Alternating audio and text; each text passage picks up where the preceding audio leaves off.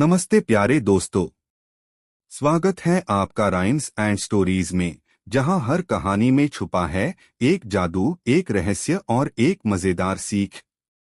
आज हम लेकर आए हैं एक अनोखी लोक कथा, रहस्यमय महल और राजा की बेटी, एक बहादुर राजकुमारी की कहानी जो आपको सिखाएगी जिज्ञासा, हिम्मत और जिम्मेदारी का असली मतलब। उत्तर भारत के एक राज्य में राजा वीरेंद्र सिंह का शासन था। वे न्यायप्रिय और दयालु थे। उनकी एक ही संतान थी, राजकुमारी अन्विता, जो सुंदर, बुद्धिमान और साहसी थी। राजमहल की सबसे ऊंची मीनार में एक बंद कमरा था, जिसे रानी की मृत्यु के बाद हमेशा के लिए बंद करवा दिया गया था। कहा जाता था कि वहां कोई रहस्य छुपा है। अन्विता को बचपन से ही उस कमरे को लेकर जिज्ञासा थी, पर राजा ने उसे कभी वहां जाने नहीं दिया। एक रात अन्विता ने सपना देखा, जिसमें एक बूढ़ी औरत ने कहा, तुम्हारे भाग्य का रहस्य उसी कमरे में है। पूर्णिमा की रात दरवाजा खोलो।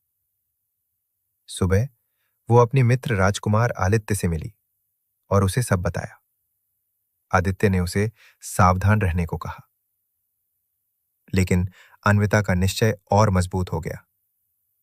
पूर्णिमा की रात वे दोनों मीनार की ओर गए।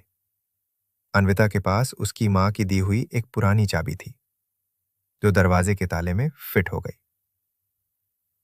अंदर एक अजीब खुशबू और रहस्यमयी चित्र थे। कमरे के बीच एक संदूक और उस पर एक पत्र रखा था। जो सत्य का सामना कर सके वही इसे खोले। अन्विता ने संदूक खोला, जिसमें एक जादुई शीशा था। उसमें उसने अपने बचपन की झलकियां और फिर उस बूढ़ी औरत की छवि देखी, जिसने बताया कि उसकी मां एक महान जादूगरनी थी। उसकी शक्तियां इसी कमरे में कैद थीं, जो अब अन्विता को विरासत में मिल रही थी।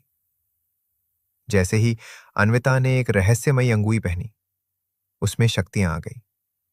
वो भविष्य देख सकती थी और लोगों की सच्चाई जान सकती थी।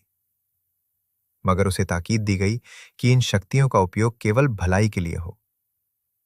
अन्विता ने राज्य की सेवा की, गरीबों की मदद की और अंततः उत्तराधिकारी बनकर राज्य को समृद्ध बनाया। वो कमरा अब प्रेरणा का स्रोत बन गया। सीख: जिज्ञासा और साहस से सच्चाई मिलती है। शक्ति के साथ